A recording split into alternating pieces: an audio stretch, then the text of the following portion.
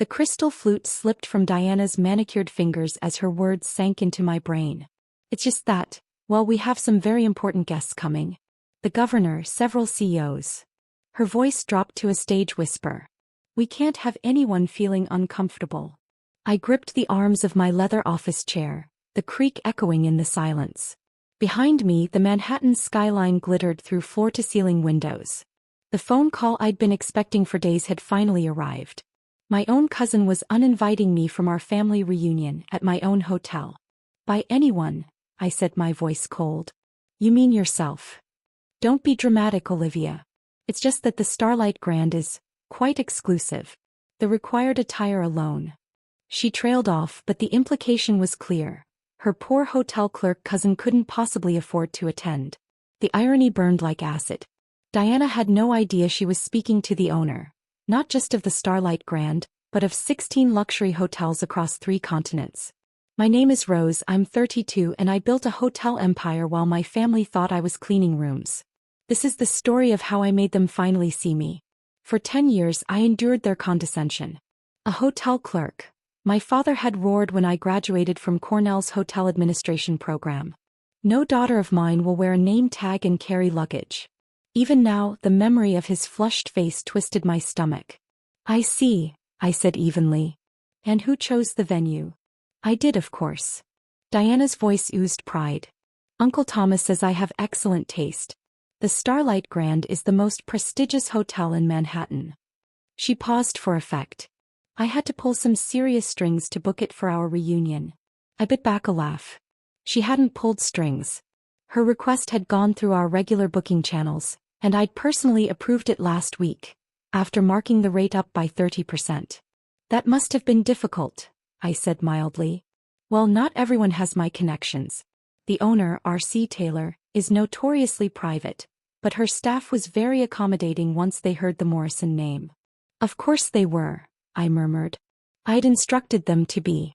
Anyway, Diana continued breezily, I'm sure you understand. Perhaps next year if your situation improves. Are you still working at that little hotel in Brooklyn? The little hotel she referred to was actually my innovation lab, where I had designed the service systems that revolutionized the luxury hospitality industry.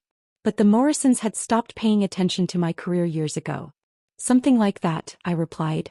After hanging up, memories crashed over me, being seated at the far end of the table during gatherings, Diana's wedding where she stuck me with the catering staff, claiming I'd feel more comfortable with my own kind, and the countless times my achievements were dismissed as playing with hotels, while my cousin's mediocre careers in finance were celebrated. My phone buzzed. A text from my assistant, Nate. The Morrison family reunion contract needs your final signature. Shall I bring it up? I smiled, typing back. No need. I have plans for this one. Opening my laptop, I began making arrangements. If my family wanted to ban me for being too poor, they were in for a surprise. The Starlight Grand was about to host a revelation none of them would ever forget. The night before the reunion, I stood in the hotel's grand lobby, watching staff polish every surface until it gleamed. Crystal chandeliers sparkled overhead. Marble floors shone like ice. Everything was perfect.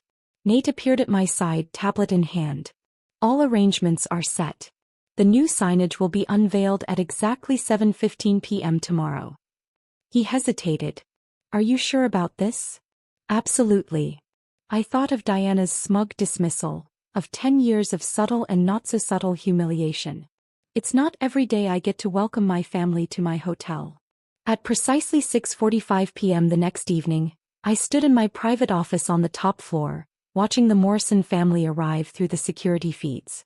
They came in waves of designer clothes and sparkling jewelry, each trying to outshine the other.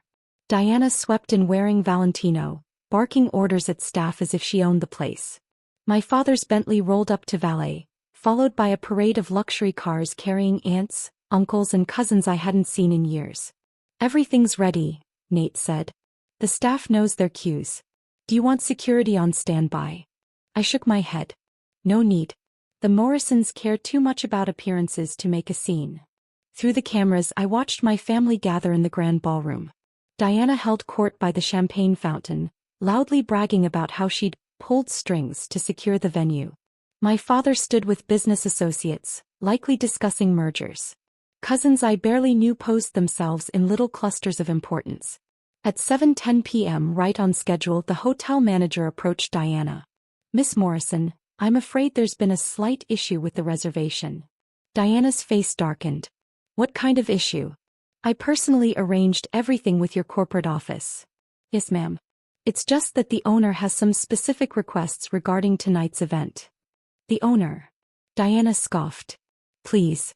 R.C. Taylor doesn't concern herself with individual events." She waved him away. "Now if you'll excuse me." "Actually," I said, stepping into the ballroom, my voice carrying over the murmurs, "R.C. Taylor concerns herself with quite a lot of things."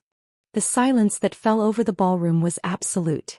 Every head turned toward me. The uninvited relative, the family embarrassment, standing in the doorway of Manhattan's most prestigious hotel, wearing a suit that cost more than Diana's car. "Rose." My father's voice carried across the room. "What are you doing here?" "Diana said I couldn't afford to attend," I finished for him, walking slowly into the center of the room. "She was concerned I might embarrass the family." Diana stepped forward, her face flushed with anger. "This is a private event. I'll have security remove you." "No," I cut her off, my tone sharp. "You won't." On cue, Nate pressed a button on his tablet. The massive screen behind the stage lit up with the hotel's logo, and beneath it appeared my full name. Rose Charlotte Morrison Taylor. Founder and CEO, R.C. Taylor Hotels International. Gasps rippled through the crowd. Diana's champagne glass slipped from her hand, shattering against the marble floor. "That's not possible," she stammered. "Would you like to see my business cards?" I asked sweetly. "Or perhaps the deed to the building?" "I have those right here." I tapped the leather portfolio under my arm. My father pushed through the crowd, his face a storm of shock and something else. "Was it pride? You own the Starlight Grand, and 16 other properties across 3 continents?" I nodded. "Though this one is special. It's where I started as a junior housekeeper. While all of you were laughing at my so-called foolish career choice." Memories surged. Diana mocking my name tag, my aunts whispering about wasted potential, cousins excluding me from family photos because I didn't fit the image. "All those years," I continued, my voice steady in the stunned silence, "while you were too busy looking down on me, you never once looked up to see what I was building. That little hotel in Brooklyn Diana loves to joke about? It's my innovation lab. It's where we developed the systems that revolutionized the luxury hotel industry." Nate stepped forward, handing out sleek black folders to key family members. "Inside you'll find the true story of R.C. Taylor Hotels, and documentation of your rather interesting booking for tonight's event." Diana snatched her folder, flipping through the pages. Her eyes widened at the figures. "This can't." "The rate we charged you was about 30% above standard," I confirmed smoothly. "Consider it a family discount, in reverse." From somewhere in the crowd, my sister Jillian burst out laughing. Others joined in, nervously at first, then louder as tension cracked like glass. "Why didn't you tell us?" my father demanded. "Would you have believed me?" I asked simply. 10 years ago, you told me no daughter of yours would ever work in a hotel." I let that sink in before adding, "Well, you were right about one thing. I don't work in a hotel. I own them." The ballroom screens came alive, displaying images of my properties. The glowing horizon from our Maldives resort, the snow-capped peaks behind our Swiss chateau, the glittering skyline from our Dubai tower. "As for tonight's reunion," I said, turning back to the crowd, "your reservation hasn't been cancelled. You're welcome to stay. In fact, I've arranged a special tour of the property. I think it's time you saw what a career in customer service really looks like." Diana stepped forward, her composure cracking. "Rose, we never meant." "Yes, you did." I cut her off gently. "You meant every snide comment, every exclusion, every cruel laugh. But that's okay. While you were busy maintaining appearances, I was building something real." I raised my voice slightly. "Welcome to the Starlight Grand. My staff will escort you to your upgraded suites." Though I'm afraid Diana's room had to be downgraded due to a last-minute VIP booking. Laughter bubbled again as Diana's face flushed crimson. The irony was sharp. She'd be staying in the same room type she once mocked me for cleaning. As the family dispersed, guided by my impeccable staff, my father lingered behind. His voice was low. I was wrong about everything. I studied him, seeing uncertainty in his eyes for the first time. Yes, you were. But do you want to know the best part about owning 17 hotels, Dad? His brow furrowed. What's that? I have 17 presidential suites where you can stay while you figure out how to make things right. A small smile cracked his stern face. Where did you learn to negotiate like that? Probably the same place I learned about hospitality, I said.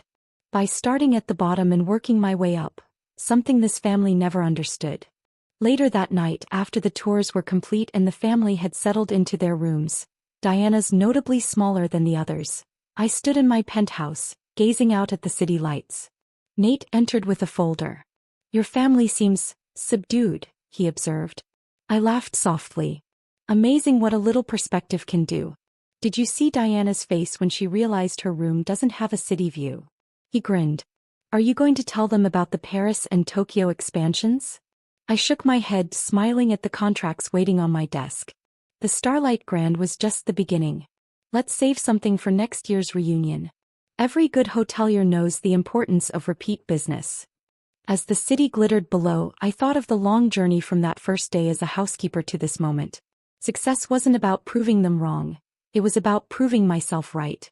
Sometimes the best revenge isn't served cold. It's served with a complimentary upgrade and a spectacular view. My phone buzzed with a text from Diana. Can we talk tomorrow, please? I smiled, remembering how she had always kept my number handy, if only to look down on me when she needed an ego boost. I typed back a simple response. Of course. I believe your breakfast reservation is at 9 a.m. I own that restaurant too. Because in the end, true luxury isn't just in thread count or skyline views. It's in finally being seen for who you really are. And tomorrow the Morrison family would begin a new chapter. One written in my name.